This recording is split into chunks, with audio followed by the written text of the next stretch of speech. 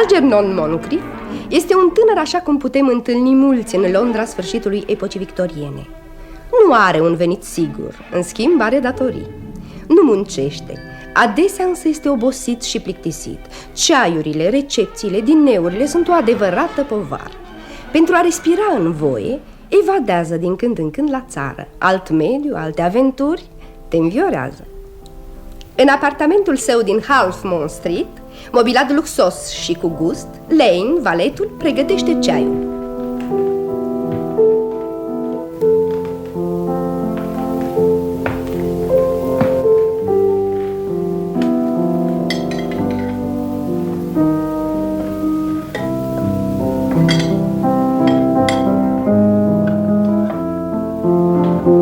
Lane? Da, sir. Ai auzit ce cântam? Socoteam că nu se cuvine să trag cu urechea, sir. Păcat pentru tine. Nu cânt bine. Oricine poate să cânte bine. Dar cânt cu mult sentiment. În ceea ce privește pianul, atul meu este sentimentul. Arta o păstrez pentru viață. Da, sir. Și pentru că veni vorba de arta vieții, ai pregătit sandvițurile cu castraveți pentru Lady Bracknell? Da, sir. Bine, Lane. Mulțumesc. Mulțumesc, sir.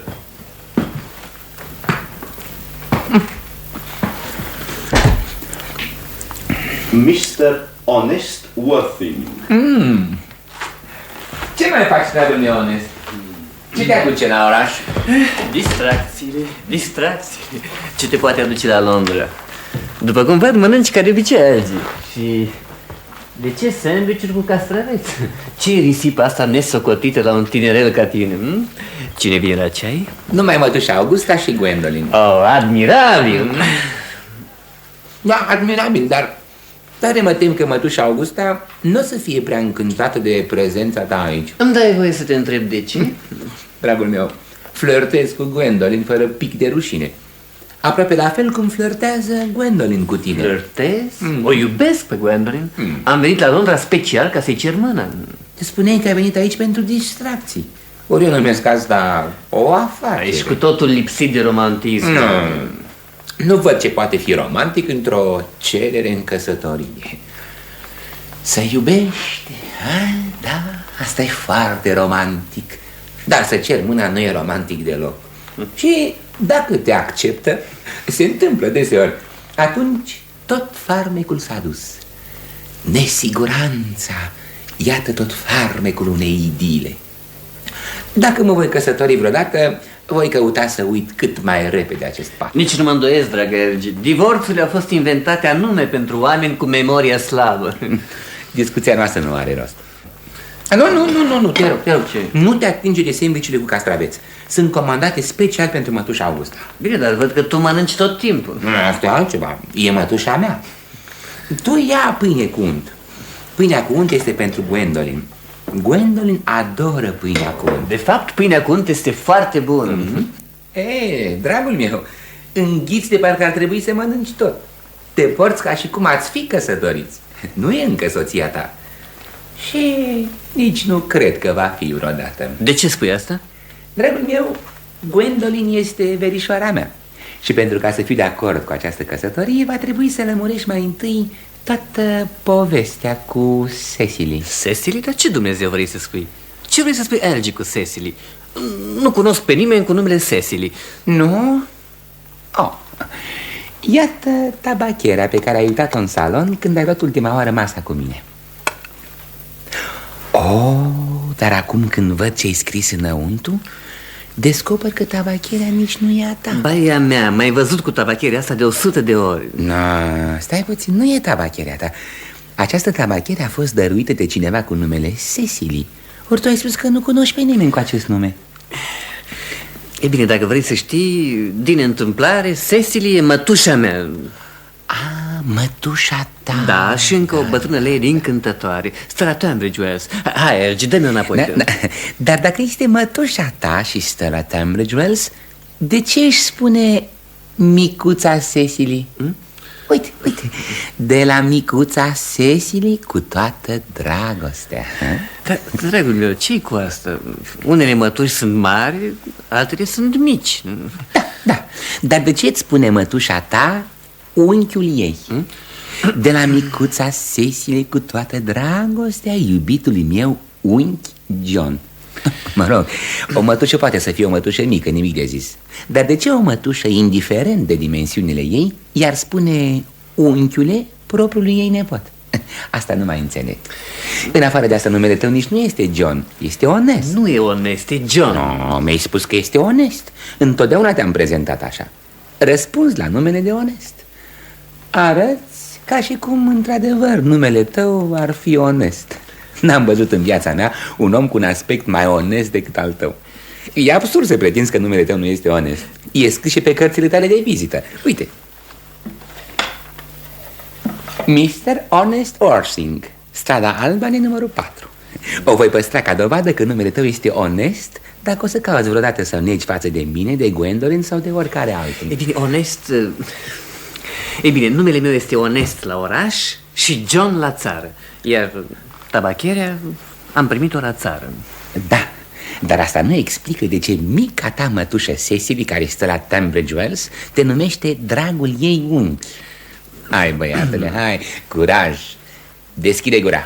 Dragă Elgi, vorbești exact ca un dentist. Este foarte urât să vorbești ca un dentist atunci când nu ești un dentist. Dă o impresie falsă. Ca și dantura falsă pe care o pun dentiștii. Hai, acum dă-i drumul. Spune tot.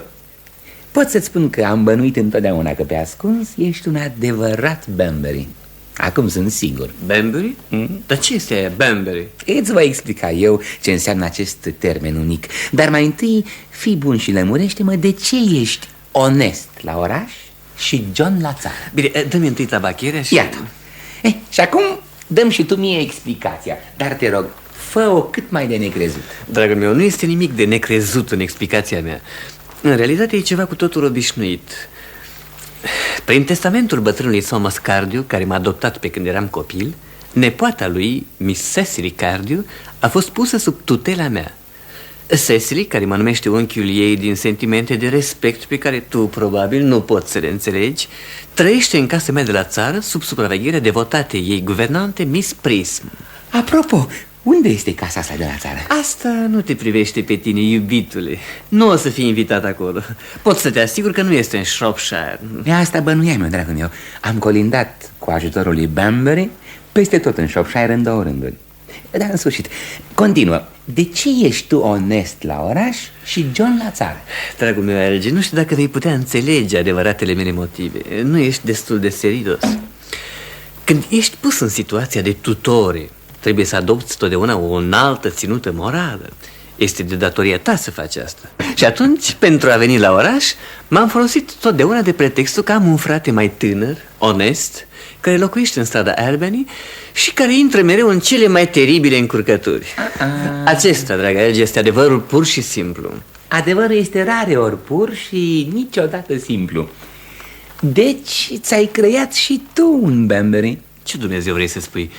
Uite, tu ai inventat un frate mai tânăr, onest, de care te folosești foarte bine ca să poți veni la oraș de câte ori poftești. Ei bine, eu am inventat un prieten, Banbury, veșnic bolnav, ca să poți o șterg la țară oricând doresc. Banbury este de neprețuit. Înțeleg. De exemplu, dacă nu ar fi sănătatea teribil de șubredă a lui Banbury, n-aș putea să iau masa de seară cu tine la Continental, fiindcă de o săptămână sunt invitat la mătușa Augusta. Dar nici nu ți-am cerut să iei masa cu mine de seară. Știu. Ești teribil de neatent când e vorba să faci o invitație. E o nedelicatețe din partea ta. Nimic nu-i supără mai mult pe oameni decât să nu-i inviți. Ai face mult mai bine să iei masa cu mătușa ta, Augusta.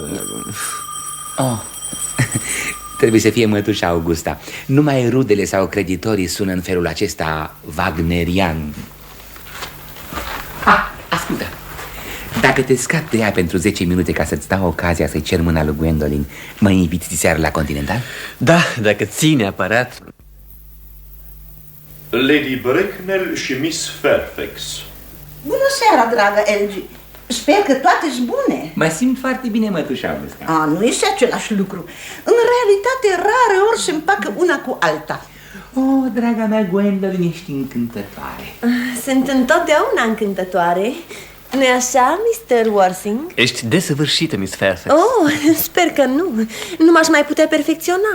Ori eu am de gând să evoluez în mai multe direcții. Îmi pare rău că am întârziat puțin, Elgi, dar a trebuit să fac o vizită scumpei Lady Harbury. N-am mai fost la ea de la moartea bietului ei soț. E bine, n-am văzut niciodată o femeie așa de mult schimbată. Da? A întinerit cu cel puțin 20 de ani. Și acum o să iau o ceașcă de ceai și unul din delicioasele sandwich-uri cu castraveți pe care mi l-ai promis. Cum se numă, mătușa Augusta? Gwendolyn, nu vii să stai aici? Mulțumesc, mamă, stau foarte bine și aici. Poftim, mătușa Augusta. Mulțumesc, mulțumesc, Algernon. Ți-am rezervat o mare plăcere pentru diseară. Da? Da, vei sta lângă Mary Farquhar, care este o femeie atât de drăguță și atât de atentă față de soțul ei. Este o încântare să-i privești. Mi-e teamă, mătușa Augusta, că va trebui totuși să renunț la plăcerea de a lua masa la dumneata diseară. Sper că nu, Algernon. Da. Nu, mi-ar strica toată masa. Dacă nu vii tu, va trebui să-ți țină locul unchiul tău. Ori el trebuie să mănânce singur. Din fericire s-a obișnuit cu asta. Sunt dezolat, dar tocmai mi s-a telegrafiat că bietul meu prieten Bunbury este din nou grav bolnav. Probabil că e nevoie de prezența mea. Ciudat. Se pare că sănătatea acestui Mr. Bunbury este deosebit de șubredă. Da. Bietul Bunbury este foarte rău bolnav. Ce să spun, Algernon? Găsesc că este timpul ca Mr. Bunbury să se hotărească dacă vrea să trăiască sau să-și dea sufletul. Șuvaiala asta este absurdă. Ți-aș rămâne îndatorată dacă l-ai rugat din partea mea pe Mr. Bunbury să fie amabil și să nu aibă vreo criză sâmbătă, deoarece contez pe tine să ai grijă de muzică. Da. La această ultimă serată a mea socotesc că este neapărat nevoie de un stimulent în conversație, mai ales acum, la sfârșitul sezonului, când fiecare a spus de fapt tot ce avea de spus. Adică nu prea mult. Da. Voi vorbi cu Bunbury, mătușa Augusta, dacă mai este conștient. Și cred că pot să-ți promit că sâmbătă va fi sănătos. Da. În legătură cu muzica, nu vrei să vii puțin cu mine în camera de alături să revedem împreună programul pe care l-am schițat? Mulțumesc, Algernon. Ești plin de atenție. Da. Sunt sigură că programul va fi excepțional după ce îl voi verifica puțin. Da. Gwendolyn, vii cu mine? Bineînțeles, mamă. Da. Pe aici, mătușa Augusta. Miss Fairfax. Da. Minunat timp a fost astăzi, Miss Fairfax. Te rog, nu-mi vorbi de timp, Mr. Worsing. Întotdeauna când oamenii vorbesc de timp, sunt sigură că se gândesc la altceva. Și asta mă enervează. Da, și eu mă gândeam la altceva. Știam. De fapt, nu greșesc niciodată. Te-aș ruga să-mi dai voie să profit de ocazii că Lady Bracknell lipsește o clipă. Chiar te sfătuiesc să o faci. Mama are prostul obicei de a reveni pe neașteptate. Am avut de atâtea ori discuții din cauza asta. Miss Fairfax. Da.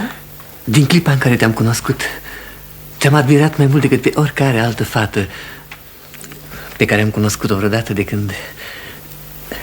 când te-am cunoscut pe dumneata. Da, sunt sigură. Dar deseori aș fi vrut ca în societate să fii mai comunicativ. Ai avut totdeauna pentru mine un farmec irezistibil. Nu mi-erai deloc indiferent chiar înainte de a te cunoaște. Mr. Worsing, sper că știi că trăim într-o epocă a idealurilor. Sigur. Așa scrie totdeauna în revistele scumpe și, după cum aflu, așa se vorbește până și în cercurile provinciale. Și idealul meu etern a fost să iubesc pe cineva care se numește onest. Numele acesta are ceva care inspiră o încredere deplină. Din clipa în care Algernon mi-a spus că are un prieten onest, am știut că sunt sortită să te iubesc. Mă iubești? Adevărat, Gwendolyn? La nebunie. Draga mea, nici nu știi cât sunt de fericit. Onest, dragul meu. Vrei poate să spui că nu mai puteai iubi dacă nu m-aș numi onest? Dar numele tău este Onest. Bine, da, știu, dar să zicem că m-aș numi altfel. Oare atunci nu mai iubi? No, asta nu e decât o speculație metafizică. Și ca cele mai multe speculații metafizice, nu are nicio legătură cu viața reală, așa cum o cunoaștem noi. Da, dar pe mine, dragă mea, îți spun foarte sincer, nu mă prea interesează acest nume, Onest. Și cred că nu mi se potrivește deloc. Ți se potrivește de minune. Este un nume divin. Este atât de melodios. Îți dă fiori. Da? Da, într-adevăr, Gwendoline, dar sunt sigur că există o mulțime de nume mult mai frumoase. De exemplu, John. John? Nu, John e foarte puțin melodios. Sau poate chiar deloc. Nu turbură. Nu dă niciun fior. Nu? Am cunoscut câțiva John și toți, fără excepție, erau mai mult decât banali. Că împătimesc femeia căsătorită cu un John. Probabil că niciodată nu-i va fi dat să guste plăcerea fascinantă a unui moment de singurătate. Onest este singurul nume cu adevărat demn de încredere. Gwendoline, trebuie să mă botez imediat. Cum? Vreau să spun, trebuie să ne căsătorim imediat. Să ne căsătorim, Mr. Worsing? Dar desigur, Mr. Fairfax, știi că te iubesc. Și mi-ai lăsat să cred că nu sunt tocmai indiferent. Te ador, dar nu mi-ai cerut încă mâna. Nu am vorbit nimic despre căsătorie. Subiectul nici n-a fost atins. Bine, pot să-ți cer mâna acum? Cred că ar fi momentul cel mai potrivit. Și ca să te scutesc de orice deziluzie, Mr. Worsing, cred că e foarte cinstit să te previn cât se poate de sincer că sunt pe deplin hotărâtă să accept. Gwendoline? Da, Mr. Worsing. Ce vrei să-mi spui? Știi ce vreau să spun? Da, dar nu spui. Gwendoline, vrei să te căsătorești cu mine? Sigur că da, iubitule. Mult timp ți-a mai trebuit pentru asta. Tare mi-e teamă că nu te prea pricep cum să cer mâna. Scumpa mea, nu am iubit pe nimeni în lume afară de tine. Da, dar adesea bărbații fac propuneri din obișnuință. Așa știu că face fratele meu, Gerald. Mi-o spun toate prietenele. Ce frumoși sunt ochii tăi albaștri, Onest. Sunt albaștri de tot. Da. Sper că mă vei privi întotdeauna așa, mai ales când sunt și alții de față. Acum ridică-te. Ridică-te, Ernest. Mr. Worsing, ridică-te sus din această poziție semi-răsturnată. Nu-i deloc estetică. Mamă, te rog să ne lași. N-ai ce căuta aici. În afară de asta, Mr. Worsing nu a terminat. Ce să termine? M-am logodit cu Mr. Worsing. Îți cer iertare. Nu te-ai logodit cu nimeni. Când te vei logodi, te voi anunța eu sau tatăl tău, dacă îi va permite sănătatea. Pentru o tânără fată, logodna trebuie să vină pe neașteptate, ca o surpriză, plăcută sau neplăcută, după împrejurări. În orice caz, nu este îngăduit să hotărască singură.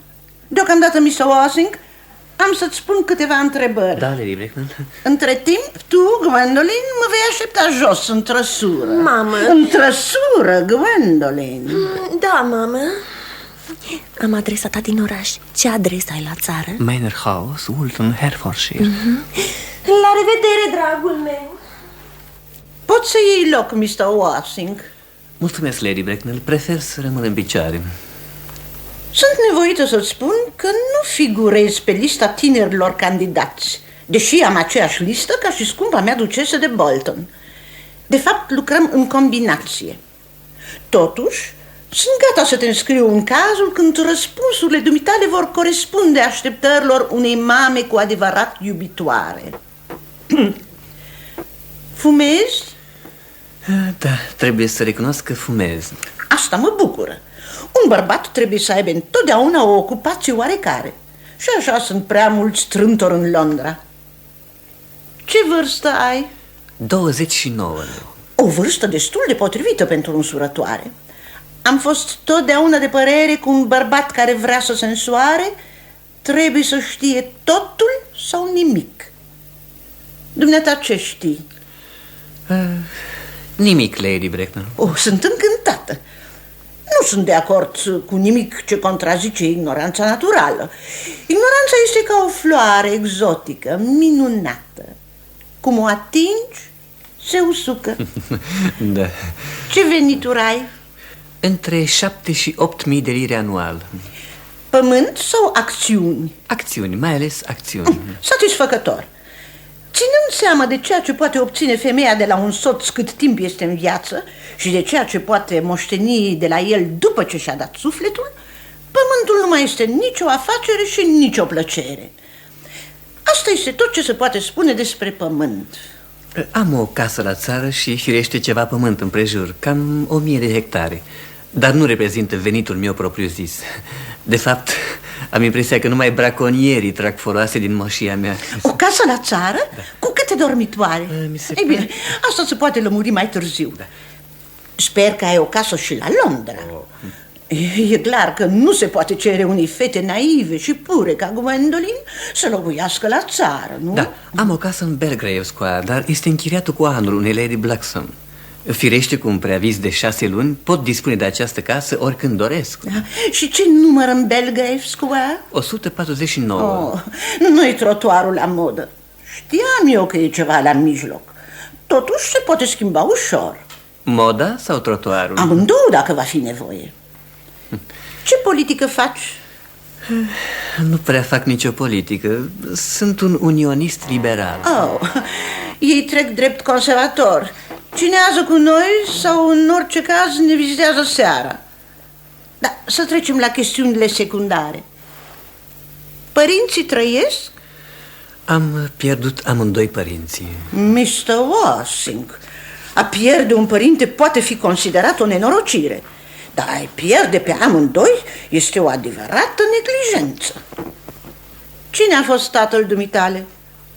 A fost desigur un om cu ceva avere. S-a ridicat din crema negustoriimii, cum zic ziarele radicale, sau din rândurile aristocrației? Mă tem că nu prea știu. Am spus că mi-am pierdut părinții. De fapt, Lady Bracknell, adevărul este că, după toate aparențele, părinții m-au pierdut pe mine. Cum? În realitate, nu mi cunosc părinții. Am fost... E bine, am fost găsit. Găsit? Da, Lady Bracknell. Răposatul Mr. Thomas Cardew, un bătrân gentleman cu o fire foarte bună și miloasă, m-a găsit și mi-a dat numele Worthing, pentru că, din întâmplare, avea în buzunar un bilet de tren clasa 1 pentru Worthing. Worthing este un orășel în Sussex, o localitate balneară. Și unde te-a găsit acest gentleman binefăcător care avea un bilet de clasa 1 pentru localitatea balneară de care vorbești? Într-o valiză. Valiză? Da, Lady Bracknell, eram într-o valiză. O valiză mai mare, din piele neagră, cu mânere, știți? De fapt, o valiză ca toate valizele. Și unde a dat acest Mr. James sau Thomas Cardew de valiza asta ca toate valizele? La casa de bagaje din gara Victoria. Ea a fost eliberată din greșeală în locul valizei sale. Casa de bagaje din gara Victoria? Da, linia Brighton. Linia nu are nicio importanță. Mr. Washing, mărturisesc că mă simt întrucâtva îngrozită de cele ce-mi spui.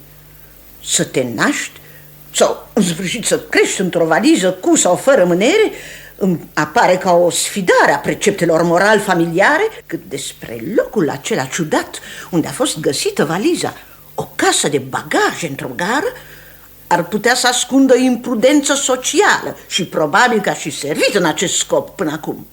Dar nu poate fi considerat în niciun caz o bază sigură pentru o situație specială în lumea bună. Bine, dar ce sfat mi-ați putea da? Vă rog să mă credeți că sunt gata să fac orice pentru fericirea lui Gwendolyn. Mr. Washing, te sfătuiesc cu toată seriozitatea să-ți procuri urgent ceva rude și să te prezinți cu cel puțin un părinte de orice sex, însă înainte de sfârșitul sezonului. Bine, dar nu văd cum aș putea să o scot la capăt. Pot să mă prezint oricând cu valiza, dacă doriți. Este acasă, în camera mea.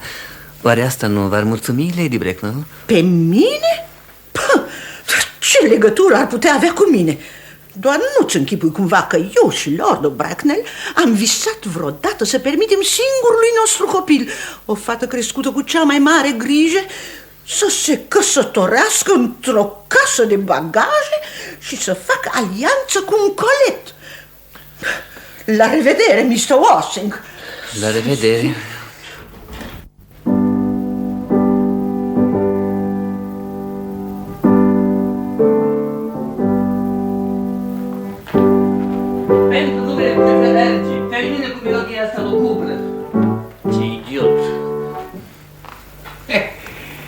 Nu ți-a mers prea bine, tinere? Vrei poate să spui că Gwendolyn te-a refuzat? Știu că are obiceiul ăsta. Întotdeauna refuză lumea. Este cât se poate de urât din partea ei. Cu Gwendolyn stau cât se poate de bine. În ceea ce o privește suntem logodiți, dar mama ei este absolut insuportabilă. În viața mea nu am întâlnit o astfel de scorpie. De fapt, nu știu cum arată o scorpie, dar sunt foarte sigur că Lady Bracknell este una. În orice caz, este un monstru în carne și oase și asta nu se face.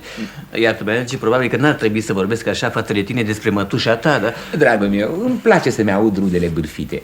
Numai așa le mai pot suporta. Dar să lăsăm asta.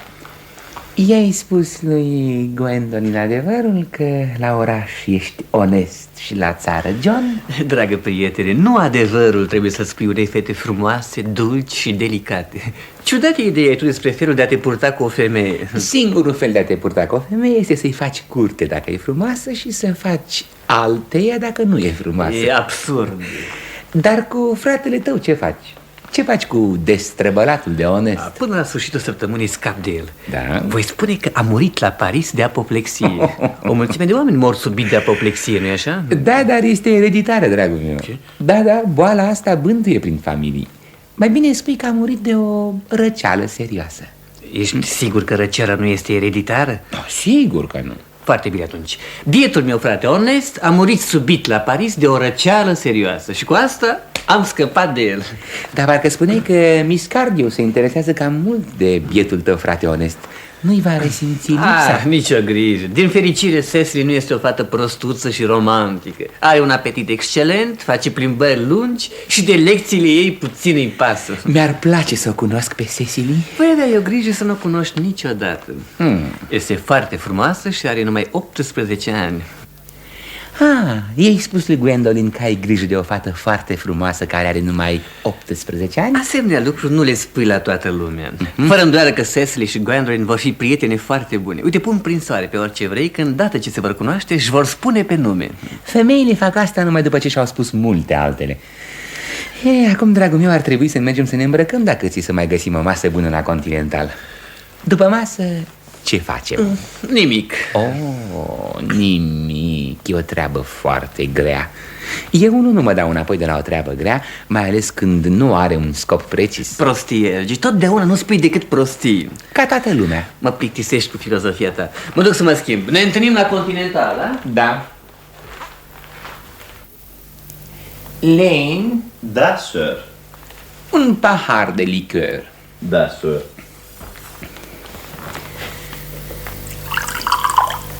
Probabil că nu mă voi întoarce până luni. Să-mi pregătești hainele de seară, smokingul și toate costumele pentru hoină reală. Da, sir.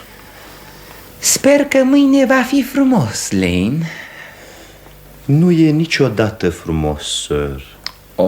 Lane, ești un adevărat pesimist. Îmi dau toată osteneala pentru a vă mulțumi, sir.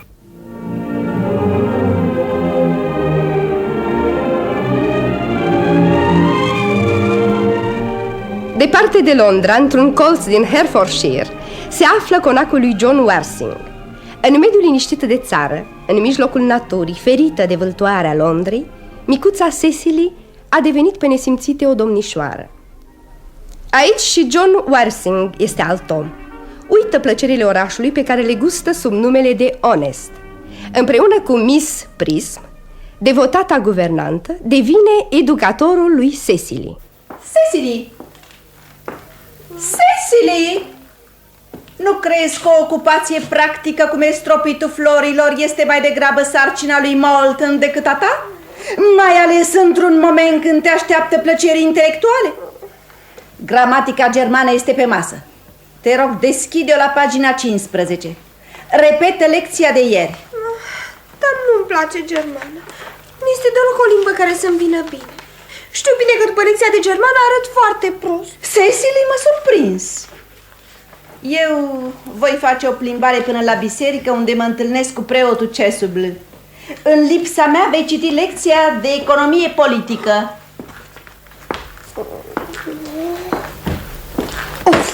Afurisită economie politică, geometrie afurisită, germană afurisită, toate sunt afurisite. Mr. Honest Wersing tocmai a sosit cu trăsura de la gară. Și-a adus și bagajele. Mr. Honest Worthing, strada Albany, numărul 4, Londra.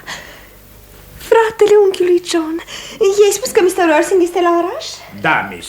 Părea foarte dezamăgit. I-am spus că dumneavoastră sunteți în grădină.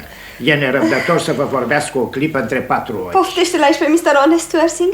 Ar fi bine să vorbești cu jupâneața să-i pregătească o cameră. Da, miss. N-am întâlnit încă niciodată un om cu adevărat vicios. Mi-e cam teamă. Mi-e frică să nu arate la fel ca oricare altul. E la fel. Ești micuța mea vară, Cecily, nu-i așa? Te înșel amarnic. Nu sunt deloc micuță. Cred chiar că pentru vârsta mea sunt neobișnuit de mare. Dar sunt Cecily, vara dumitale. După cum arată cartea de vizită, dumneata ești fratele unchiului John. Vărul meu onest. Viciosul meu văr onest. Verișoară, Cecily, dar de ce vorbești așa? În realitate nu sunt deloc vicios. Dacă nu ești, atunci de ce ne-ai indus pe toți în eroare într-un mod de neiertat? Sper că nu duci o viață dublă dându-te drept un om vicios, în timp ce în realitate ești un om virtuos. Asta ar fi o ipocrizie. Desigur, am fost cam nesocotit. Mă bucur să aud asta. Acum, pentru că ai atins acest subiect, îmi dau seama că am fost foarte rău prin felul meu de a fi. Nu cred că ar trebui să fii chiar atât de mândru. Deși sunt convinsă că trebuie să fi fost foarte plăcut. Este mult mai plăcut să fiu aici cu tine. În definitiv, nu prea pot să înțeleg cum se face că ești aici. Unchiul John nu se întoarce până luni după masă. E o mare decepție pentru mine. Eu trebuie să plec luni dimineața cu primul tren. Am o întâlnire de afaceri de la care țiu neapărat să lipsesc. Și ca să lipsești de la întâlnire, trebuie să fii neapărat la Londra? Da, pentru că întâlnirea este la Londra. Da? Înțeleg. E foarte important să lipsești de la o întâlnire de afaceri dacă vrei să mai păstrezi ceva din farmecul vieții. Cred totuși că ar fi bine să aștepți până vine unchiul John. Știu că vrea să-ți vorbească despre emigrarea ta. Despre ce a mea? Despre emigrarea ta. S-a dus la Londra să-ți cumpere echipamentul. Nu admit în niciun caz ca John să-mi cumpere echipamentul. Nu se pricepe deloc la cravate. Nu cred că vei avea nevoie de cravate. Unchiul John te trimite în Australia. În Australia? Da. Prefer să mor. Da, spuneam miercuri seară la masă că vei avea de ales între lumea asta, lumea cealaltă și Australia. Bine, informațiile pe care le-am despre Australia și lumea cealaltă nu sunt prea îmbucurătoare. Lumea asta este destul de bună pentru mine, verișoară Cecily. Dar tu ești destul de bun pentru ea? Mă tem că nu. De asta și vreau să mă schimbi. Asta ar putea fi misiunea ta, verișoară Cecily, dacă nu ai nimic împotrivă. Da, nu cred că am timp azi după masă. Atunci ai avea ceva împotrivă dacă azi după masă m-aș schimba singur? Ești curajos ca Don Quixote, dar cred că ar trebui să încerci. Voi încerca. Mă și simt puțin mai bun. În schimb, arăți puțin mai rău. Asta pentru că mi-e foame. Ce zăpăcită sunt! Trebuia să mă gândesc că atunci când începe o viață cu totul nouă, ai nevoie de o hrană regulată și substanțială.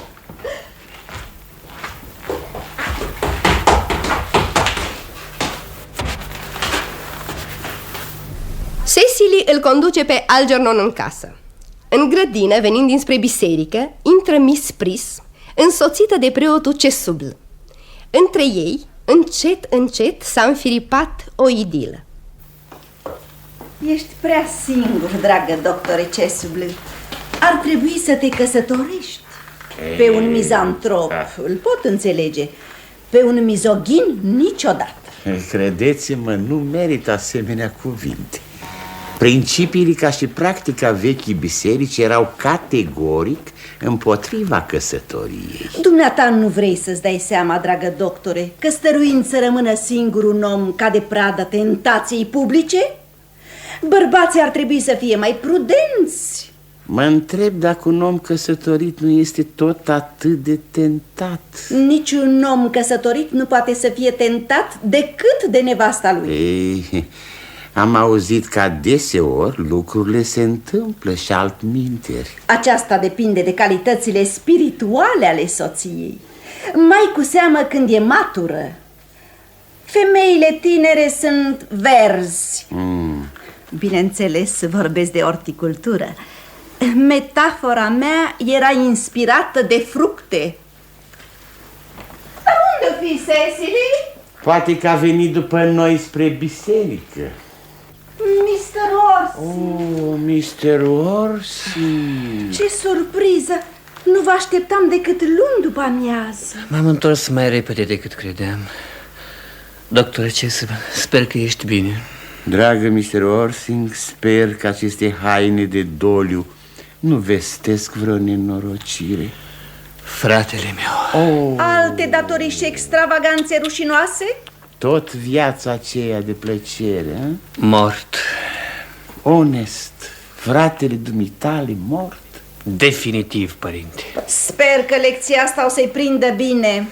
Mr. Orsing, primește, te rog, sincerele mele condoleanțe. Cel puțin ai consolarea că ai fost totdeauna cel mai generos și cel mai îngăduitor dintre frați. Bietul onest. Avea într-adevăr multe păcate, dar este o lovitură grea, foarte grea. Foarte grea, adevărat. Ați stat cu el până în ultimele clipe, nu? Nu, a murit în străinătate, la Paris. Am primit o telegramă azi noapte de la directorul hotelului unde locuia. Da, v-a comunicat și cauza decesului? O răceală gravă, după cât se pare. Fiecare culege ce a semănat. Îndurare, Miss Prism, îndurare. Nimeni dintre noi nu este desăvârșit. Uite, eu însumi sunt extrem de sensibil când stau în curent. Înmormântarea va avea loc aici, nu? Se pare că și-a exprimat dorința să fie îngropat la Paris. La Paris? Mi-e teamă că asta nu dovedește deloc o stare de spirit prea sănătoasă. Desigur că doriți să fac duminică o scurtă pomenire pentru sufletul răposatului. Da. Predica mea despre căderea manii în deșert este bună aproape în orice ocazie fericită sau, ca în cazul de față, nefericită. Am ținut-o la strângerea recoltei, în zilele de post, în zilele de sărbătoare, la nunț și la botez. Bine că mi-am amintit. Ați vorbit de botez, părinte Chasuble. Sper că știți să botezați bine. Vreau să spun, botezați tot timpul, nu? Este vorba de un anumit copil care vă interesează în mod special, Mr. Orsing? Nu, nu este vorba de niciun copil, dragă părinte. Deși copiii îmi sunt foarte dragi, nu. Este vorba de mine. Aș vrea să mă botez azi după amiază, dacă nu ai ceva mai bun de făcut. Mr. Orsing, sper că ați fost botezat odată. Nu mi-amintesc absolut nimic, părinte. Și aveți îndoieli serioase în privința asta? În orice caz, intenționez să am îndoieli. Acest botez te supără cumva sau crezi că sunt prea bătrân? Deloc. Stropirea și chiar cufundarea adulților este cu totul conformă cu practicile canonice. Cufundarea? Nu trebuie să fiți îngrijorat. Stropirea este suficientă și cred chiar mai indicată. Timpul la noi este atât de schimbător. La ce oră ați dori să aibă loc ceremonia? Aș putea să mă repet până la dumneata pe la 5, dacă îți convine. Admirabil, admirabil.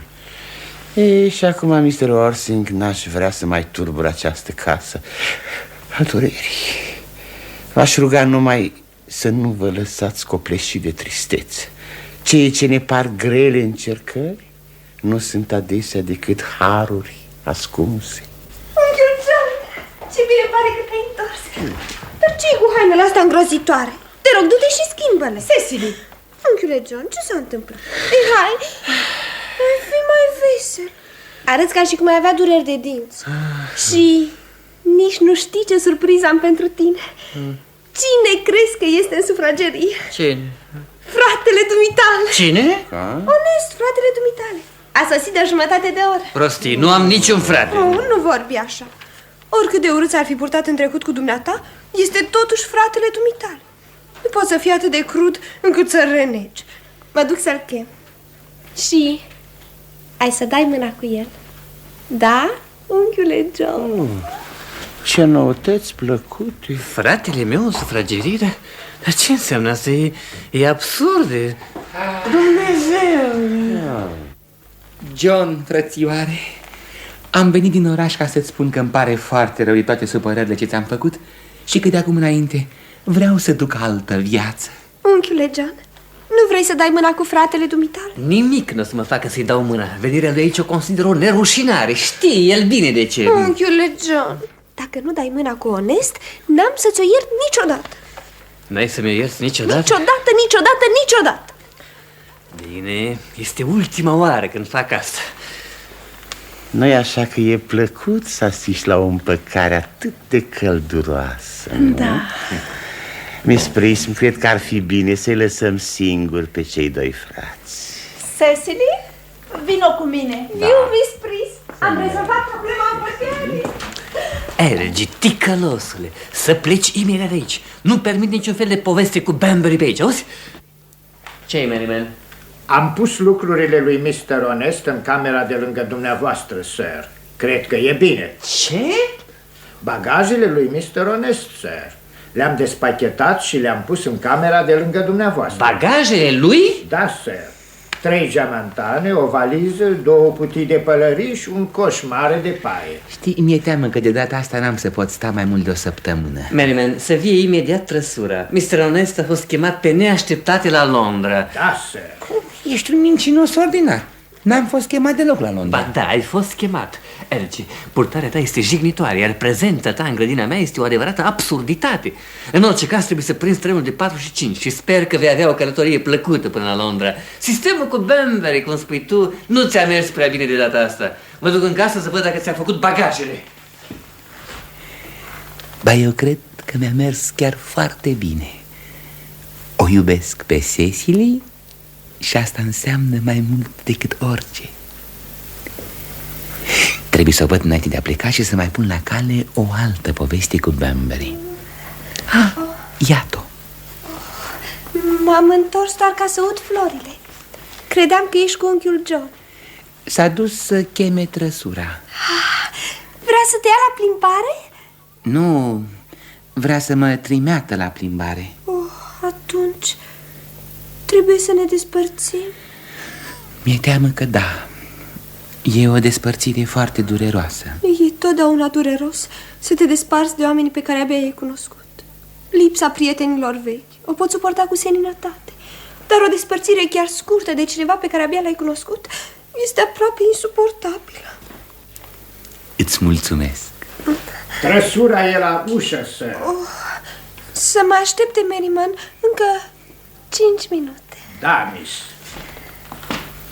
Cecily, sper că nu te superi dacă îți declar sincer și deschis că pentru mine tu ești adevărata întruchipare a perfecțiunii absolute.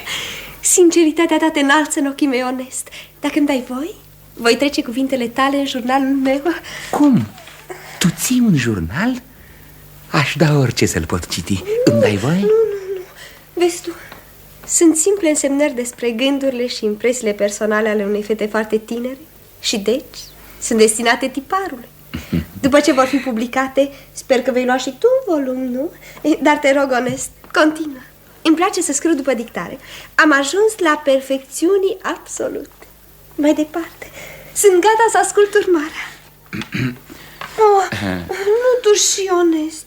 Când dictezi, trebuie să vorbești curgător și să nu tușești. În afară de asta, nici nu știu cum să transcriu tusea. Cecily, din clipa în care ți-am admirat frumusețea minunată și fără pereche, am îndrăznit să te iubesc nemăsurat, pasionat, devotat și fără speranță. Nu cred că ar trebui să-mi spui că mă iubești nemăsurat, pasionat, devotat și fără speranță. Fără speranță nu-și prea are rostul. Cecily, Trăsura vă așteaptă, sir. spune să vină săptămâna viitoare la aceeași oră. Da, sir. Unchiul John s-ar supăra foarte mult dacă ar ști că rămâi până săptămâna viitoare la aceeași oră. Puțin îmi pasă de John. Nu mă interesează nimeni pe lume în afară de tine.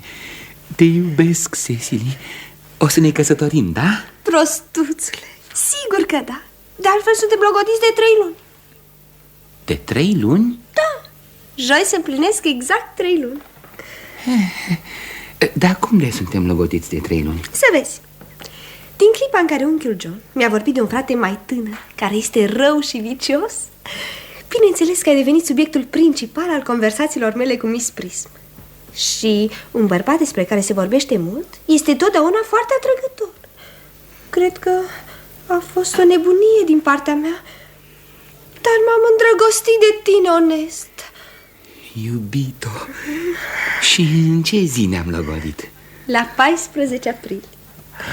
Eram mâhnită că nu știi nimic de existența mea și am hotărât să pun capăt acestei situații într-un fel sau într-altul. După o luptă îndelungată cu mine însă, am acceptat să fiu soția ta, aici, sub acești cireși bătrâni. A doua zi am cumpărat în numele tău acest mic inel. Și iată aici mica amuleta îndrăgostiților, pe care ți-am promis că o voi purta veșnic. Ți-am dat eu asta? Da. E foarte frumos, nu-i așa? Ah, da, ai un gust minunat, onest. Este singurul motiv pentru care ți-am trecut totdeauna cu vederea felul tău de viață. Și asta este cutia în care păstrez toate scrisorile tale. Scrisorile mele? Da. Da. Cecily, iubita mea, nu ți-am scris niciodată. Nu e nevoie să mai îmi spui. Știu bine că am fost nevoită să scriu eu însă-mi scrisorile tale. Scriam totdeauna de 3 ori pe săptămână și uneori și mai des. Cecily, lasă-mă să le citesc. Nu se poate, dar face să te crezi prea mult. Cele 3 scrisori pe care mi le-ai trimis după ce am rupt logodna sunt atât de frumoase și atât de urât scrise, încât nici acum nu le-aș putea citi fără să plâng puțin. Cum? Am rupt noi logodna vreodată? Sigur că da. La 22 mai. Uite, e scris și în jurnalul meu. Astăzi am rupt logodna cu onest. Cred că e mai bine așa. Timpul continuă să fie frumos. Dar de ce Dumnezeu ai rupt logodna? Ce ți-am făcut? Nu ți-am făcut absolut nimic, Cecily. Mă doare foarte mult să aflu că ai rupt logodna, mai ales că timpul era frumos. Bine, dar nu putea fi o logodnă într-adevăr serioasă dacă n-ar fi fost ruptă cel puțin odată. Cecily... Dar te-am iertat în aceeași săptămână. Ești un înger, Cecily. Ești un băiețel romantic. Sper că părul tău e ondulat natural, nu? Da, iubito, cu puțin ajutor din partea altora. Ce bine-mi pare. Cecily, nu e așa că n-ai să mai rup logodna niciodată? Nu cred că pot să o mai rup acum, după ce te-am întâlnit. Cecily... În afară de asta, nu uita că mai e vorba și de numele tău. Da. Nu trebuie să râzi de mine, dragul meu. Dar de mică am visat totdeauna să iubesc pe cineva care se numește onest. Numele acesta are ceva care inspiră încredere de plină. Compătimesc orice femeie măritată al cărei sos nu se numește onest. Dar, copila mea dragă, vrei să spui că că nu mai putea iubi dacă aș avea alt nume? Ce nume? Orice nume vrei. Algernon, de exemplu. Nu-mi place deloc, Algernon. Da, draga, scumpa, micuța mea iubită, nu pot înțelege ce ai împotriva numelui Algernon. Nu e deloc un nume urât. Este chiar un nume aristocratic. Jumătate din băieții care apar în fața justiției pentru faliment se numesc Algernon. Dar vorbim serios, Cecily. Dacă numele meu ar fi Algie, nu mai putea iubi? Te-aș stima onest, ți-aș admira caracterul, dar mă tem că nu ți-aș putea fi cu totul devotat. Cecily, sper că preotul vostru cunoaște perfect practica tuturor ritualurilor și a ceremoniilor religioase. Da. Trebuie să-l văd imediat pentru, vreau să spun, o afacere foarte importantă. Da, nu voi lipsi mai mult de o jumătate de oră. Dat fiindcă suntem logodiți de 3 luni și că te-am cunoscut pentru prima oară abia astăzi, e foarte dureros să mă părăsești un timp atât de îndelungat. O jumătate de oră. 20 de minute nu ți-ajung? Mă întorc numai decât.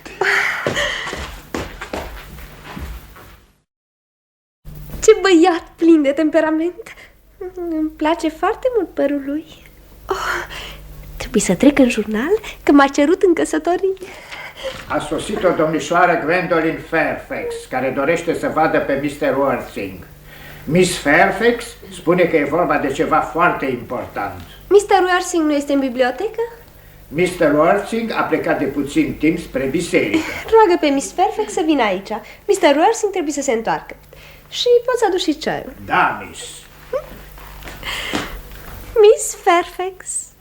Probabil una din băbuțele, cum se cade, cu care are de-a face unchiul John la Londra pentru vreo operă de binefacere.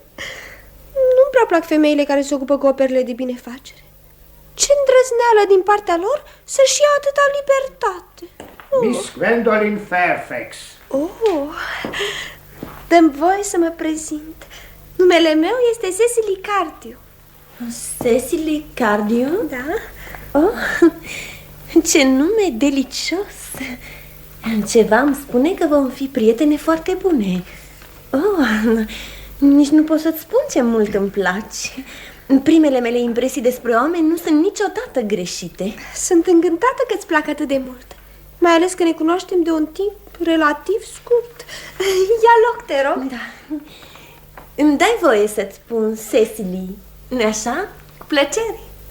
Și dumneata nu o să-mi spui decât Gwendolyn, da? Dacă vrei. Poate că acum este momentul favorabil ca să-ți spun cine sunt. Da. Tatăl meu este Lordul Bracknell. Lordul Bracknell. Probabil că nu ai auzit niciodată de el, nu? Da, cred că nu. Din fericire, în afară de cercul familiei, tăticul este cu totul necunoscut. Cecily, mama, ale cărei vederi despre educație sunt deosebit de severe, m-a obligat să fiu foarte mioapă. Face parte din sistemul ei. Nu mi-i deci în nume de rău dacă te privesc prin lornion. Deloc, Gwendolyn. Îmi place foarte mult să fiu privită. Bănuiesc că ești aici doar pentru o scurtă vizită, nu? Locuiesc aici. Așa? Da. Desigur că stai împreună cu mama sau cu o altă rudă mai în vârstă. Nu am mamă și nici alte rude. Adevărat? Da. Iubitul meu tutor, ajutat de Miss Prism, are sarcina grea de a mă crește. Tutorele tău? Da. Sunt sub tutela lui Mr. Worthing. Curios. Niciodată nu mi-a spus că te are sub tutelă. Ce om discret. Devine din ce în ce mai interesant. De ce? În orice caz, te rog să mă crezi că această noutate nu mă bucură nespus de mult.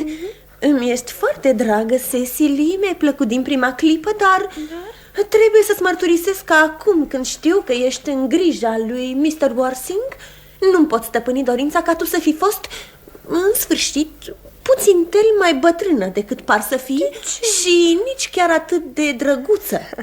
De fapt, dacă îmi dai voie să fiu sinceră... Te rog, cred că de câte ori ai ceva neplăcut de spus, e bine să fii cât mai sincer. Ei bine, Cecily, ca să fiu sinceră, aș fi vrut să ai 42 de ani împliniți. 40? Și să fii mai urâtă decât este de obicei o femeie la această vârstă. Mai urât? Onest, are o fire foarte cinstită.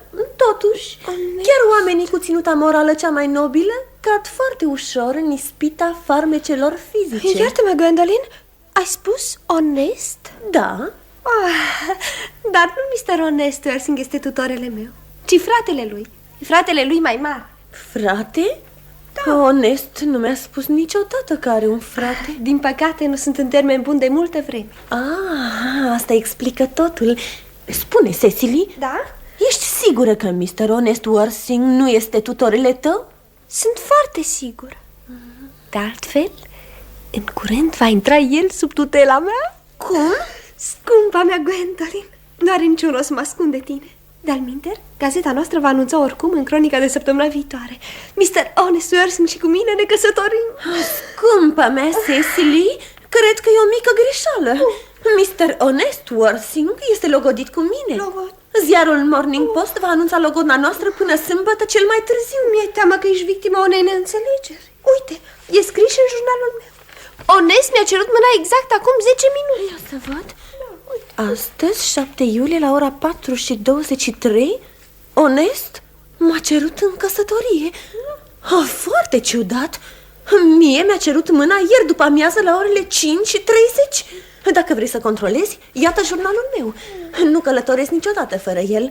În tren trebuie să ai totdeauna ceva senzațional de citit. Astăzi, 6 iulie, orele 5:30, Onest m-a cerut în căsătorie. Îmi pare foarte rău, dragă Cecily, dacă este o decepție pentru tine, dar mi-e teamă că eu am întâietatea. M-ar întrista peste măsură, dragă Gwendolyn, dacă îți va provoca vreo suferință fizică sau sufletească. Este limpede. De când ți-a cerut mâna, Onest s-a răzgândit. Dacă bietul băiat s-a lăsat prins în cursă cu vreo promisiune nebunească, cred că e de datoria mea să-l salvez imediat și asta cu toată energia. Orice pacoste ar fi dat peste bietul meu Onest, n-am să-i o reproșez niciodată după ce ne vom căsători. Miss Cardew, vrei să spui că sunt o pacoste? Ești îndrăzneață. În asemenea ocazii să spui ceea ce gândești este mai mult decât o datorie morală.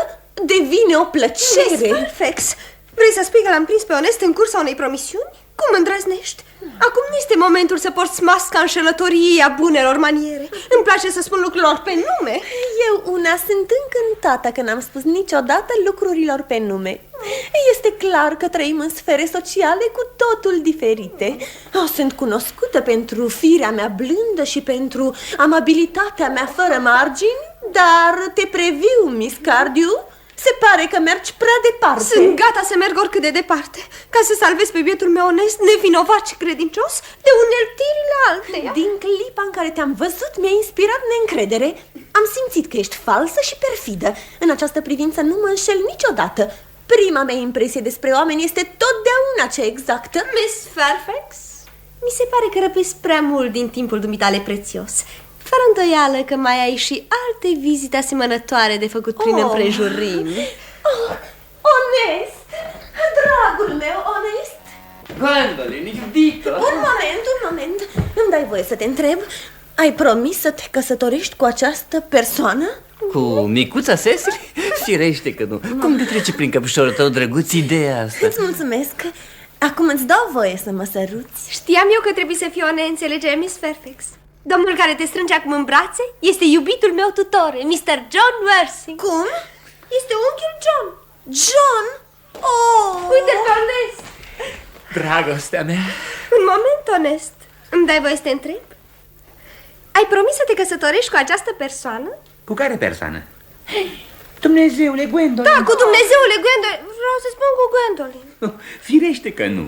Cum ne trece prin căpșorul tău, drăguț, ideea asta? Îți mulțumesc. Acum îți dau voie să mă sărut. Știam eu că trebuie să fie o neînțelegere, Miss Cardew. Domnul care te îmbrățișează acum este vărul meu, Mr. Algernon Moncrief. Algernon Moncrief? Da. Te numești Algernon? N-aș putea să neg. E adevărat că numele tău este John? Dacă aș vrea, aș putea să neg. Aș putea să neg orice aș vrea. Dar, fără îndoială, numele meu este John. De ani de zile este John. Suntem amândouă victimele unei decepții amare.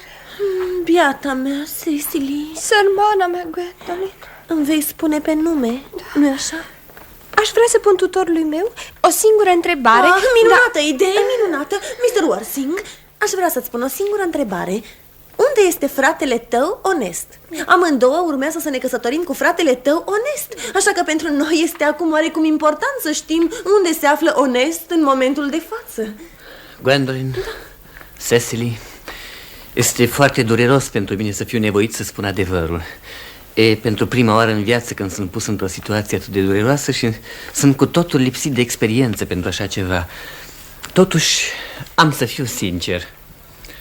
Nu am niciun frate Onest. Nu am niciun frate. Nu am avut niciodată un frate și nici pe viitor nu am de gând să am vreun frate. Niciun frate? Niciunul. Nu ai avut niciodată niciun fel de frate? Niciodată, de niciun fel. Cecily, mi-e teamă că e foarte limpede. Nu suntem logodite cu nimeni. Da, e foarte neplăcut pentru o fată să se găsească pe neașteptate într-o asemenea situație. Nu-i așa? Hai în casă, Cecily. Nu vor îndrăzni să vină după noi. Nu, bărbații sunt îngrozitori de lași. Da. Situația asta îngrozitoare o numești o combinație Banbury, nu-i așa? Da, și este o minunată, cea mai minunată combinație Banbury pe care am trăit-o vreodată. În orice caz, n-ai niciun drept să te folosești de ea pe aici. E absurd. Ai dreptul să te folosești de ea oriunde îți place. O știe orice Banburyist serios. Banbury serios, Dumnezeu. Da, dacă vrei să ai vreo plăcere în viață, trebuie să iei ceva în serios. Întâmplător, eu iau în serios sistemul Banbury. Dar n-am nici cea mai mică idee de ce iei tu în serios. Îmi imaginez că totul ești teribil de vulgar. E bine, singura satisfacție pe care o am în toată afacerea asta nenorocită este că sistemul tău Banbury s-a evaporat cu totul de data asta. Nu o să te mai poți repezi la țară chiar atât de des cum aveai obiceiul, dragă Alge, și asta nu e rău. Fratele tău onest și-a cam pierdut din strălucire, nu-i așa, John? N-ai să mai poți să-l ștergi la Londra chiar atât de des cum aveai prostul obicei. Și nici asta nu e rău. Cât despre purtarea ta față de Miss Cardew, trebuie să spun că este de neiertat să înșeli o fată atât de dulce, de naivă și de nevinovată ca ea. Ca să nu mai vorbim de faptul că e sub tutela mea. Dar nu văd ce scuze ai putea avea că ai înșelat o fată atât de strălucitoare, de inteligentă și plină de experiență ca Miss Fairfax. Ca să nu mai vorbim de faptul că este vara mea. Doream să mă căsătoresc cu Gwendoline, asta e totul, o iubesc. Eu nu doream decât să mă căsătoresc cu Cecily, o ador. Fii sigur că nu ai nicio șansă să te căsătorești cu Miss Cardew. Dragul meu, cred că nu ai nicio șansă să te căsătorești cu Miss Fairfax. Deci asta nu e treaba ta. Dacă ar fi treaba mea, n-aș vorbi despre dânsa. E urât să vorbești despre treburile tale personale. Doar agenții de bursă fac asta și ei numai când iau masa în nume. Deci te rog foarte mult să pleci. Nu pot eu să plec fără să iau mai întâi masa. E absurd. Nu plec niciodată la drum fără să iau masa. Nimeni nu face asta, în afară de vegetariani și de alții de soiul ăsta.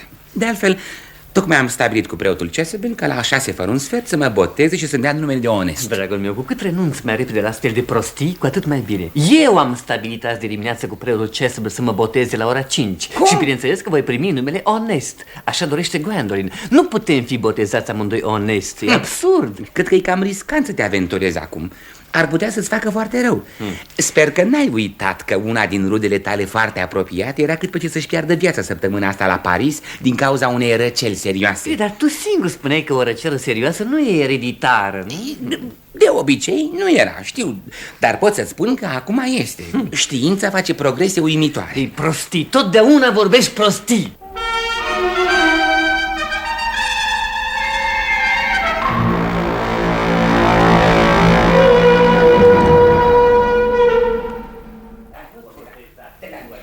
Faptul că nu au venit imediat după noi, cum ar fi făcut oricine, mă face să cred că le-a mai rămas un pic de rușine.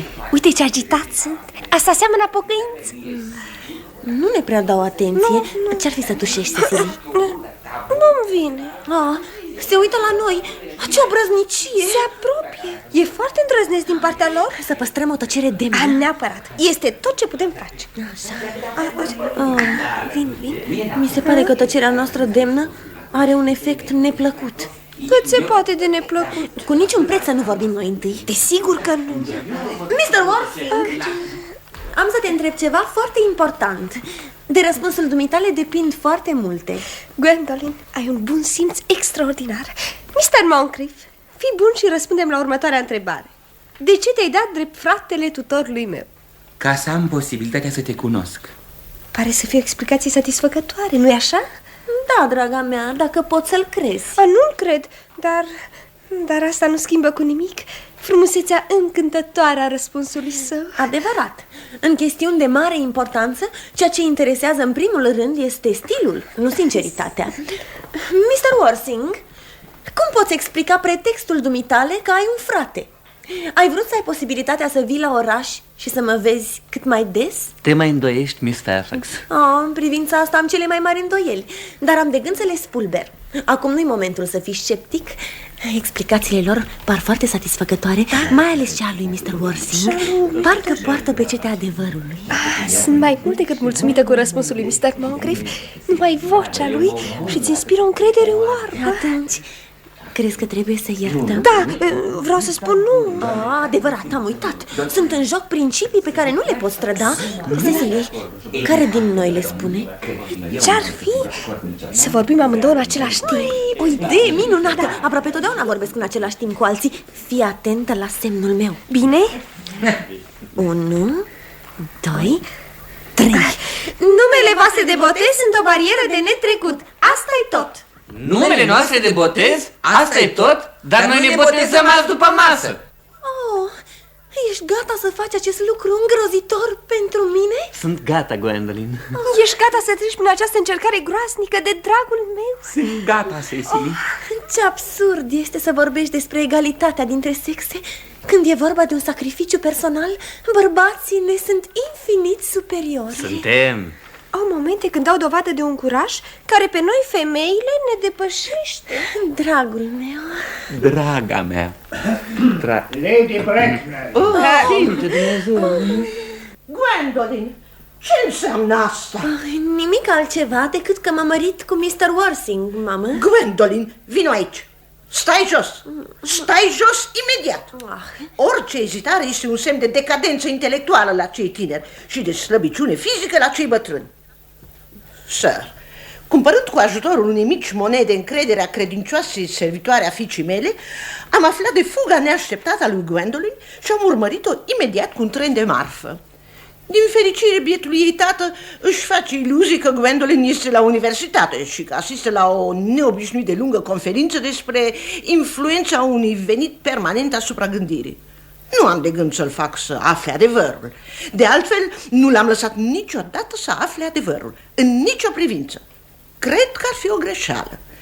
Dar, sigur, pentru dumneata sper că este limpede că orice legătură dintre dumneata și fiica mea trebuie să înceteze din clipa asta. În această privință, ca de altfel în toate privințele, sunt categorică. Sunt logodnicul lui Gwendolyn, Lady Bracknell. Nu ești niciun logodnic, sir. Și acum să trecem la Algernon. Algernon, Da, mătușa Augusta. îmi dai voie să te întreb dacă aceasta este casa în care locuiește Mr. Bunbury, prietenul dumitale bolnav? Nu, Bunbury nu locuiește aici. Bunbury este acum în altă parte. Da, de fapt, Bunbury e mort. Mort? Mort. Când a murit Mr. Bunbury? Probabil că moartea lui a fost fulgerătoare. L-am ucis pe Bunbury azi după masă. Vreau să spun că bietul Bunbury a murit azi după masă. Din ce cauză a murit? Bunbury? A sărit în aer. A sărit în aer? În aer. A fost victima unor violențe revoluționare? Nu știam că Mr. Bunbury s-a interesat de legislația socială. În cazul acesta și-a primit din plin pedeapsa pentru ideile lui bolnăvicioase. Dragă mătușa Augusta, vreau să spun că s-a descoperit ce a fost cu el. Doctorii au descoperit că Bunbury nu mai putea trăi. Da, asta vreau să spun. Așa că Bunbury s-a isprăvit cu Bunbury. Se vede că avea o mare încredere în sfatul medicilor săi. În orice caz, îmi pare bine că s-a hotărât în cele din urmă pentru o anumită linie de acțiune și a urmat sfatul medical cel mai indicat.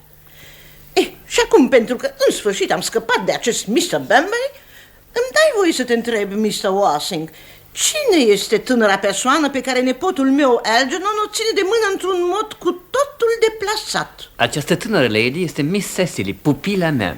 Mă căsătoresc cu Cecily, mătușa Augusta. Pardon? Da.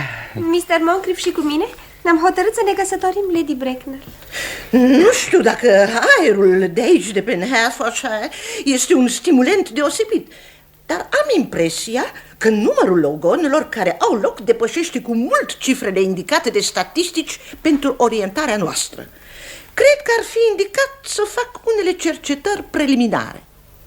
Mr. Worsing, are Miss Cecily Cardew vreo legătură cu una din gările principale din Londra? Doresc o simplă informație. Până ieri nu știam că există familii sau persoane care și-au originea într-o gară. Miss Cardew este nepoată reposatului Thomas Cardew din Belgrave Scar, numărul 149 din Londra, din parcul Jerry West, numărul 57 Dorking în Surrey și din strada Sporey, numărul 5 în Fifeshire. Sună destul de mulțumitor.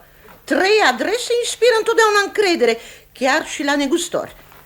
Dar ce dovadă pot avea că sunt adevărate? Am păstrat cu grijă anuarele oficiale din acea vreme și vi le țin oricând la dispoziție, Lady Bracknell. Știu că s-au strecurat erori ciudate în aceste publicații. Avocații familiei Cardew sunt domnii Markby și Markby. Markby și Markby? Nu, o firmă cu renume de primul rang în avocatură. Am aflat că unul dintre Markby este văzut din când în când la serate oficiale. În privința asta sunt mulțumită. Foarte drăguț din partea dumneavoastră, Lady Bracknell. Am de asemenea în păstrare și sper că o să vă bucure certificatele lui Miss Cardew de naștere, de botez, de tuse măgărească, de recensământ, de vaccinare, de confirmare și de pojare, atât varianta germană cât și cea engleză. După cum văd, o viață plină de incidente, deși prea agitată pentru o fată tânără. Eu, una, nu sunt de fel de acord cu experiențele premature. Gwendolyn, Da. se apropie timpul de plecare. Nu avem nicio clipă de pierdut. Mr. Washing, doar o chestiune de formă. Te-aș mai întreba dacă Miss Cardew are oarecare avere. Cam 130.000 de lire în rente de stat, atâta tot. La revedere, Lady Bracknell. Mi-a făcut plăcere să... Un moment, Mr. Washing. 130.000 de lire?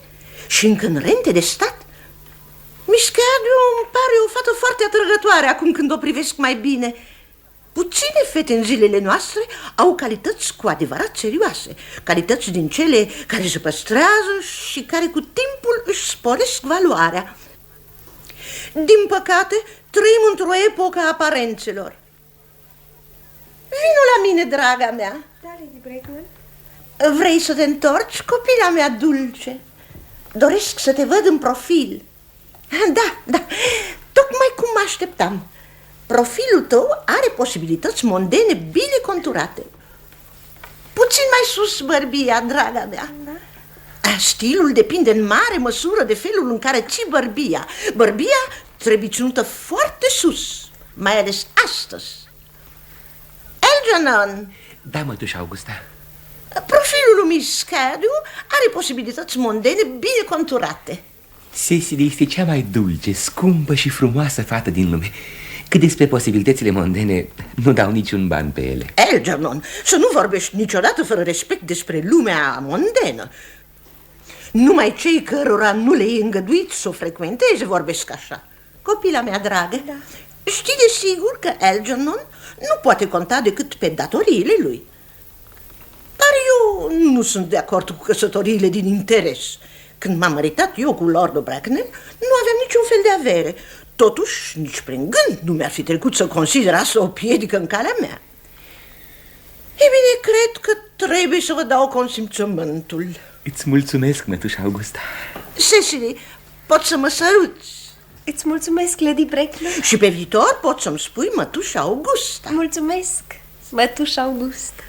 Cred că ar fi bine ca nunta să aibă loc cât mai curând. Mulțumesc, mătușa Augusta. Mulțumesc, mătușa Augusta. Ca să fiu sinceră, nu-mi plac logodnele lungi. Ele dau perechilor prilejul să-și descopere reciproc caracterul înainte de căsătorie, ceea ce găsesc că nu este recomandabil. Iertați-mă că vă întrerup, Lady Bracknell, dar nici nu poate fi vorba de această căsătorie. Eu sunt tutorele lui Miss Cardew și până devine majoră nu se poate căsători fără consimțământul meu. Ori eu refuz categoric să-mi dau consimțământul. Cum? Îmi dai voie să te întreb pentru care motiv? Algernon este un tânăr candidat foarte indicat. Aș putea spune chiar o partidă strălucită. Nu este nimic, dar pare tot ce vrei. Ce se poate cere mai mult? Lady Bracknell, mă doare foarte mult că trebuie să vorbesc sincer despre nepotul dumneavoastră, dar realitatea este că nu-mi plac deloc calitățile lui morale. Îl consider un mincinos. Mincinos? Nepotul meu mincinos? Cu neputință. Este membru al Universității Oxford. Nu mai încape nicio îndoială. Azi după masă, pe când eram plecat pentru puțin timp la Londra în legătură cu o importantă chestiune sentimentală, el s-a introdus în mod fraudulos în casa mea, pretinzând că ar fi fratele meu. Sub un nume fictiv a băut, tocmai m-a informat valetul, o sticlă întreagă de vin din 1889, pe care o păstram în mod special pentru mine. Continuând cu escrocheria lui nerușinată, a reușit în cursul după amiezii să-mi înstrăineze sentimentele singurei mele protejate. A rămas apoi la ceai și mi-a devorat până și ultimul pateu. Și ceea ce face purtarea lui și mai condamnabilă este că știa perfect de bine de la început că nu am niciun frate, că nu am avut niciodată un frate și că nu am de gând să am vreun frate de niciun fel. I-am spus-o chiar eu foarte limpede ieri după masă. Cântărind bine lucrurile, am hotărât să trec cu vederea purtarea nepotului meu față de dumneata. Este foarte generos din partea dumneavoastră, Lady Bracknell, dar hotărârea mea rămâne totuși neschimbată. Refuz să-mi dau consimțământul. John... Vino la mine, copila mea adorabilă. Ce vârstă ai, drăguță? De fapt am numai 18 ani. Dar când merg la bal, spun totdeauna cam 20. Ai tot dreptul să faci o mică modificare. O femeie nu trebuie niciodată să dezvăluie vârsta ei exactă. Ar părea prea calculată. 18 ani și la baluri 20. E bine, nu mai e mult până să devii majoră și să te eliberezi de restricțiile tutelii. Da. Prin urmare, cred că consimțământul tutorelui tău nu are în definitiv prea mare importanță. Iertați-mă, vă rog, Lady Bracknell, că vă întrerup din nou, dar ca să fiu cinstit, trebuie să vă spun că, potrivit testamentului bunicului ei, Miss Cardew nu devine majoră decât la 35 de ani. Asta nu mi se pare un argument serios. 35 de ani mi se pare o vârstă foarte atrăgătoare. Societatea londoneză este plină de femei de originea cea mai nobilă, care din propria lor inițiativă au rămas ani de-a rândul la vârsta de 35 de ani. Nu văd de ce scumpa noastră Cecily nu ar fi la 35 de ani mai drăguță decât este acum. De altfel, până atunci, dobânzile rentelor de stat se vor acumula considerabil. Elgie, ai putea să mă aștepți până împlinesc 35 de ani? Firește că da, Cecily, știi foarte bine, nu? Da, am simțit-o instinctiv. Dar eu nu aș putea aștepta atâta timp. Detest să aștept pe cineva chiar 5 minute. Totdeauna mă indispune. Eu una nu sunt punctuală, știu. În schimb, îmi place punctualitatea la alții. Și așteptarea, chiar pentru o căsătorie, nici nu intră în discuții. Atunci, ce-ai de făcut, Cecily? Nu știu, Mr. Moncrief. Dragul meu, Mr. Wassing, Da, Lady Bracknell. dat fiind că Cecily declară categoric că nu poate aștepta 35 de ani, și trebuie să spun că această declarație trădează, după părerea mea, o fire cam nerăbdătoare, te-aș ruga să revii asupra hotărârii dumitale. Dar, scumpa mea, Lady Bracknell, toată chestiunea este în mâinile dumneavoastră. În clipa în care veți consimți la căsătoria mea cu Gwendolyn, voi fi foarte fericit să permit nepotului dumneavoastră să se căsătorească cu pupila mea. Trebuie să-ți dai bine seama că propunerea dumitale este inacceptabilă. În cazul acesta să ne resemnăm fiecare la un trist celibat. John, Lui Gwendolyn îi rezerv altă soartă. Algernon nu are decât să-și hotărască singur soarta. Vino, dragă mea, Gwendolyn. Până acum am pierdut 5, poate chiar 6 trenuri. Dacă mai pierdem unul, ne putem expune bârfelilor de pe peron. Preotul Chasuble. Totul este gata pentru botezul. Botezul, sir? Nu este cam prematur? Acești doi gentlemen și-au exprimat dorința să fie botezați imediat. La vârsta lor? Dar este o idee ridicolă și nelegiuită. Algernon, îți interzic să te botezi. mătușe, Nici nu vreau să aud de asemenea orgii. Lordul Bracknell ar fi cât se poate de nemulțumit dacă ar afla în ce fel îți pierzi timpul și banii. Prin urmare, astăzi după amiază nu va avea loc niciun botez, după cât înțeleg. Așa cum stau lucrurile, nu cred că ne-ar mai folosi la ceva, Dr. Chasuble. Sentimentele dumneavoastră mă mâhnesc, Mr. Warsing. Totuși, întrucât dispoziția dumneavoastră ar putea să se schimbe foarte ușor, mă înapoiez imediat la biserică. Cu atât mai mult cu cât dascălul mi-a spus că Miss Prism mă așteaptă acolo de 1 oră și jumătate. Miss Prism? Lady Bracknell, Miss Prism este de 3 ani valoroasa guvernantă și însoțitoare a lui Miss Cardew. În ciuda celor ce-mi spuneți, trebuie să o văd imediat. Trimiteți după ea. Tocmai vine, iată. Dragă părinte, mi s-a spus că ești la biserică. Da. Te-am așteptat 1 oră și jumătate. Dumnezeule, Lady Bracknell. Prism, vino aici. Prism, unde este copilul? Prism, acum 28 de ani ai părăsit locuința lordului Bracknell din strada Grosvenor, numărul 104, având în grija dumitale un cărucior în care se găsea un copilaș de sex masculin. Nu te-ai mai întors niciodată. După câteva săptămâni, cu ajutorul poliției, căruciorul a fost găsit la miezul nopții, părăsit într-un colț îndepărtat din cartierul Bayswater. Conținea manuscrisul unui roman în 3 volume de un sentimentalism mai mult decât revoltător. Dar copilul nu mai era acolo. Prism, unde este copilul? Recunosc spre rușinea mea că nu știu. Aș da orice să știu. Lucrurile s-au petrecut așa. În dimineața zilei de care vorbiți, zi care a rămas pe veci întipărită în memoria mea, mă pregăteam, ca de obicei, să scot la plimbare copilașul în cărucior. Aveam cu mine și o valiză, cam veche, dar voluminoasă, în care aveam de gând să pun manuscrisul unui roman pe care îl scrisesem în puținele mele ore libere. Într-un moment de neatenție, pe care nu mi-l voi ierta niciodată, am așezat manuscrisul în cărucior și copilul în valiză. Pe unde ai lăsat valiza? Nu mă întrebați, Mr. Orsing. Miss Prism este o chestiune foarte importantă pentru mine. Trebuie să aflu neapărat unde ai lăsat valiza în care se găsea copilul. Am lăsat-o la casa de bagaje a uneia din gările principale ale Londrei. Care gară? Gara Victoria, linia Brighton.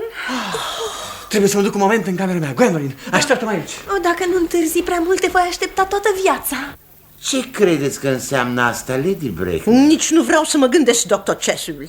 Este inutil să-ți mai spun că în familiile nobile nu te aștepți la întâmplări atât de ciudate.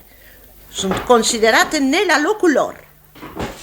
Unchiul John pare foarte agitat. Tutorul dumneavoastră are o fire foarte emotivă. Zgomotul acesta este extrem de neplăcut. Parcă ar avea loc un schimb de argumente. Nu-mi plac argumentele de niciun fel. Sunt totdeauna vulgare și din când în când convingătoare. Stați că acum a încetat. Aș dori să ajungă la o concluzie oarecare. Nesiguranța asta este îngrozitoare. Sper că se va prelungi.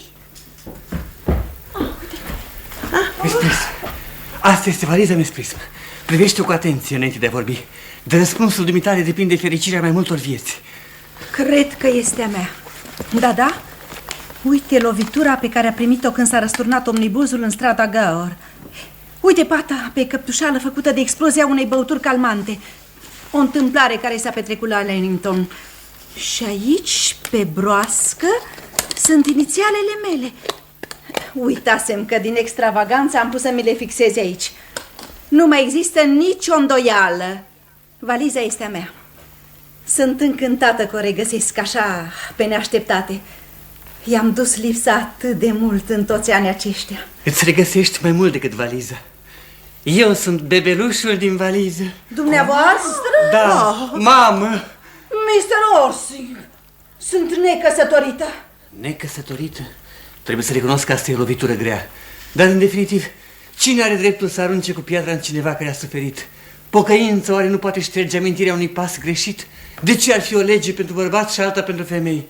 Mamă, te iert! Mr. Orsing, este o eroare. Iată, această lady vă poate spune cine sunteți în realitate. Lady Bracknell, nu-mi place să par curios, dar vrei să fii așa de bună să mă informezi cine sunt? Mă tem că noutățile pe care ți le pot da nu-ți vor fi tocmai plăcute. Ești fiul bietii mele surori, Lady Moncrief, și prin urmare fratele mai mare al lui Algernon. Fratele mai mare al lui Algernon? Da. Atunci tot am un frate. Știam eu că am un frate. Cecily, cum de te-ai putut îndoi vreodată că am un frate? Dr. Chasuble, nefericitul meu frate. John. Miss Prism, nefericitul meu frate. Gwendolyn, nefericitul meu frate. Elgi, pungașule, sper că pe viitor ai să fii mai respectuos față de mine. Niciodată în viața ta nu te-ai purtat cu mine cum trebuie să se parte un frate. Da, până azi nu recunosc. Azi mi-am dat însă toată osteneala, deși nu eram obișnuit. Dragul meu, care este numele tău acum când ești altcineva? Dumnezeule, cum de-am uitat asta? Presupun că hotărârea ta în privința numelui meu a rămas neschimbată, Gwendolyn. Nu mă schimb niciodată. Nu-mi schimb decât sentimentele. Ce caracter nobil ai, Gwendolyn. Ar fi mai bine să rămânim acum chestiunea asta. Mătușa Augusta, un moment. Când Miss Prism m-a uitat în valiză, eram botezat? Părinții tăi iubitori și darnici te-au copleșit cu orice lux care putea fi cumpărat cu bani, inclusiv botezul. Atunci am fost botezat, e clar. Acum spune-mi, te rog, ce nume mi s-a dat? Spune-mi, sunt pregătit pentru orice. Fiind primul născut, firește că la botez ai primit numele tatălui tău. Bine, dar care era numele de botez al tatălui meu? Nu-mi pot aminti în clipa asta, care era numele de botez al generalului. Dar fără îndoială că avea unul. Bine, Era cam excentric generalul, recunosc, dar numai în ultimii lui ani. Și asta datorită climatului din India, căsătorii, indigeste și altor lucruri de felul acesta. Elgi, tu nu-ți amintești care era numele de botez al tatălui nostru? Dragul meu, nu stăteam de vorbă cu el. A murit înainte de a împlini eu un an. Mătușa Augusta, poate că numele lui e trecut în anuarele militare din acea vreme. Generalul era un om pașnic când nu era în mijlocul familiei, dar sunt sigură că numele lui trebuie să figureze în orice anuar militar. Am aici anuarele militare din ultimii 40 de ani. Ar fi trebuit să studiez serios aceste documente prețioase. Ia să vedem. Litera M. General. Malam, Maxham, Magley, ce nume îngrozitoare. Magby, Megaby, Mobs, Moncrief. Locotenent 1840, capitan, locotenent colonel, colonel, general 1869. Numele de botez, Honest John. Da. Vezi, Gwendolyn, nu ți-am spus eu totdeauna că numele meu este Honest? Ei bine, tot Honest este în cele din urmă. Vreau să spun că în realitate este Honest. Da, mi-amintesc acum că generalul se numea Honest. Știam că am un motiv să nu-mi placă acest nume. Honest, iubitul meu Honest, am simțit din prima clipă că nu poți avea alt nume. Gwendolyn, este îngrozitor să descoperi pe neașteptate că toată viața n-ai spus decât adevărul. Hai să mă ierți, Gwendolyn? Desigur, pentru că știu că te vei schimba neapărat. Iubita mea. Cecily, în sfârșit. Gwendolyn, în sfârșit. Dragul meu nepot, mi se pare că gesturile tale sunt cam necugetate. Dimpotrivă, mătușa Augusta, acum îmi dau seama pentru prima oară în viață ce înseamnă să fii onest.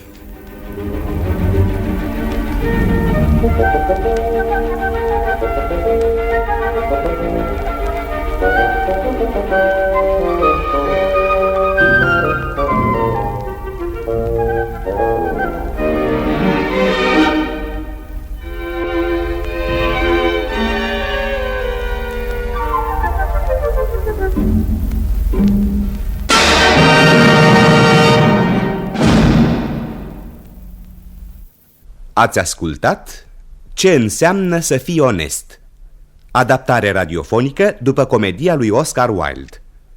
Distribuția a fost următoarea: Lady Bracknell, Lily Popovich, John Worthing, Radu Beligan, artist al poporului, Algernon Moncrief, Ion Lucian, artist emerit, Gwendolyn Fairfax, Carmen Stănescu, artistă emerită, Cecily Cardew, Anca Verești, preotul Chasuble, Jules Cazaban, artist al poporului, Miss Prism, Marieta Rareș, artistă emerită, Merriman, George Iliescu, Lane, Sorin Balaban, Crainic, Coca Andronescu.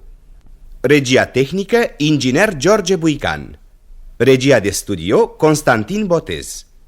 Regia artistică, Paul Stratilat, artist emerit.